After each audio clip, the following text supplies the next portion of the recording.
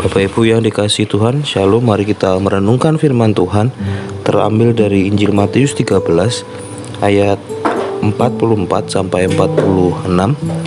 Firman Tuhan tertulis demikian: hal kerajaan surga itu seumpama harta yang terpendam di ladang, yang ditemukan orang lalu dipendamkannya lagi.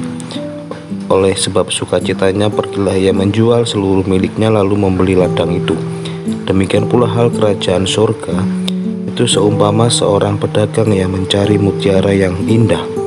Setelah ditemukannya mutiara yang sangat berharga, ia pun pergi menjual seluruh miliknya lalu membeli mutiaranya. Bapak Ibu yang dikasihi Tuhan, tema renungan pada hari ini yaitu berani keluar dari zona nyaman. Apakah yang paling kita inginkan di dalam hidup kita? Apapun itu, kita akan mengorbankan hal lain yang telah kita miliki demi mendapatkan apa yang paling kita inginkan itu. Seorang yang menemukan harta terpendam pasti telah bekerja untuk menggali harta yang dia temukan itu. Demikian juga tentang kerajaan surga. Tuhan Yesus sedang menjelaskan mengenai reaksi orang-orang setelah mengetahui apa yang Allah sedang kerjakan untuk menyatakan kerajaan surga di dunia ini. Bapak Ibu yang dikasihi Tuhan, apakah yang sedang Allah kerjakan? Allah sedang menyatakan sang raja dari kerajaan surga. Dia sedang menyatakan hal paling penting dalam kerajaannya. Tetapi reaksi orang-orang yang begitu beragam karena begitu sedikit yang menyadari apa yang sedang Yesus lakukan. Yesus menyatakan dirinya dan mengajak orang-orang untuk sungguh-sungguh mentaati Dia dan mengasihi Dia dengan segenap hati, segenap jiwa dan kekuatan serta pikiran. Tidak semua reaksi dengan tepat, tetapi di dalam Kristus ada hidup yang jauh lebih berlimpah dan penuh kepuasan daripada di dalam cara dunia ini. Jika saja kita semua menyadari hal ini, maka kita rela kehilangan cara hidup yang sempit dan tidak pernah puas untuk memperoleh hidup yang penuh dengan kelimpahan. Bapak Ibu yang dikasihi Tuhan Yesus Kristus, hal yang sama diulangi Yesus melalui perumpamaan yang berikut. Kerajaan surga seumpama orang yang mencari mutiara yang indah. Begitu besarnya keinginan dia akan mutiara itu sehingga dia mengorbankan semua yang dia miliki untuk memperoleh mutiara itu. Mutiara itu menuntut harga seluruh hartanya.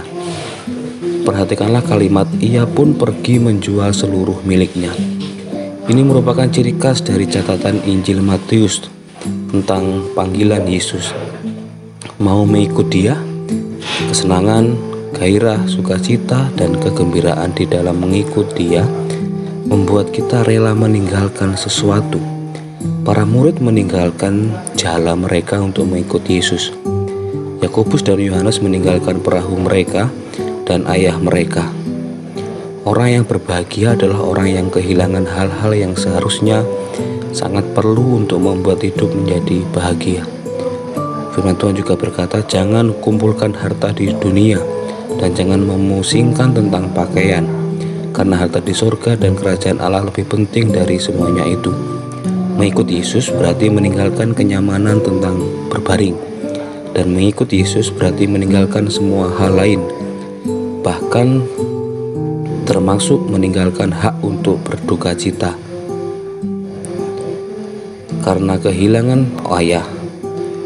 Mengikut Yesus berarti meninggalkan relasi yang paling penting dan yang paling dekat sekalipun. Mengikut Yesus berarti meninggalkan kecintaan terhadap hidup kita sendiri. Mengikut Yesus adalah hal yang begitu indah, lebih indah dari hal-hal terbaik dalam hidup. Bahkan nyawa kita sendiri pun menjadi tidak berharga dibandingkan dengan mengikut Yesus.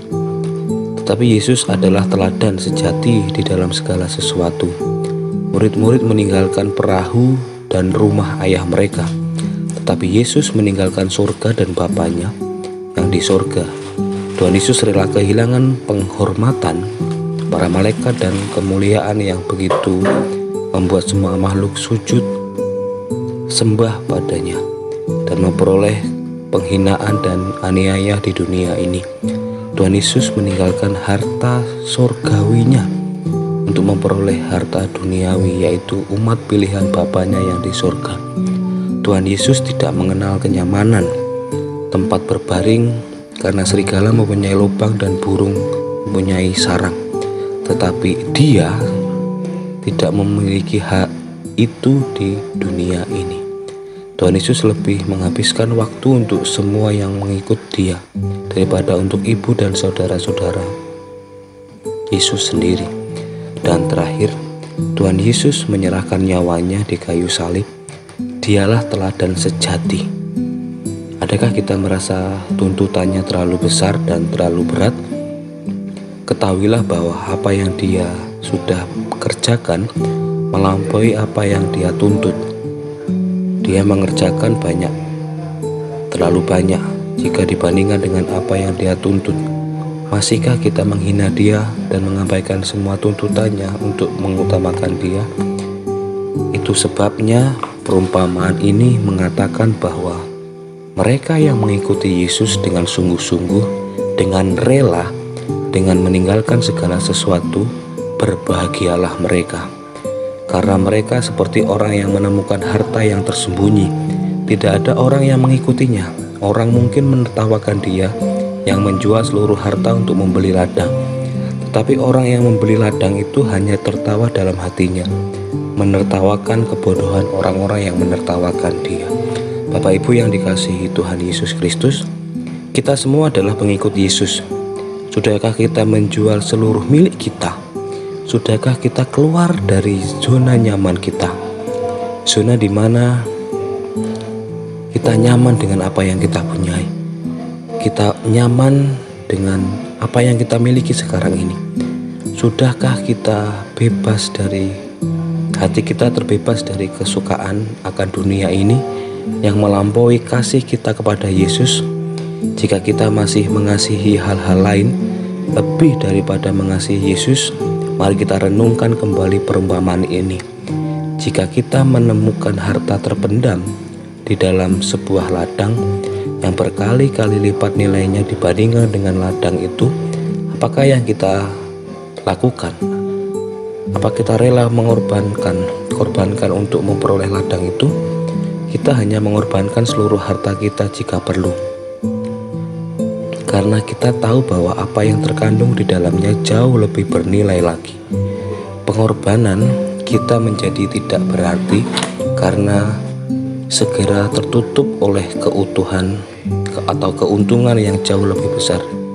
Demikian juga dalam mengikuti Yesus, apa yang kita tinggalkan pasti akan tertutup dengan kebahagiaan lebih besar, karena Kristus lebih besar dari segala sesuatu. Jika Kristus lebih besar dari segala sesuatu di dalam hidup kita, maka apapun yang kita korbankan untuk Kristus sebenarnya tidak membawa kita ke dalam kerugian apapun, karena apa yang kita peroleh di dalam Dia jauh lebih besar dari apa yang kita lepaskan. Bapak Ibu yang dikasihi Tuhan, satu pertanyaan yang akan menjadi renungan buat kita adalah, maukah kita keluar dari zona nyaman dalam hidup kita? Harta kita banyak, jabatan kita tinggi, relakah kita meninggalkan semuanya itu untuk mengikut Tuhan? Maukah kita mengorbankan seluruh hidup kita, apa yang kita punya, untuk mengikut Tuhan Yesus? Tuhan Yesus akan menjamin hidup kita. Dia sudah menempatkan kita. Kita sudah mendapatkan tempat yang terbaik bersama Tuhan. Apa yang kita punya hendaknya kita berikan dalam mengikut Tuhan. Tuhan Yesus memberkati kita. Amin.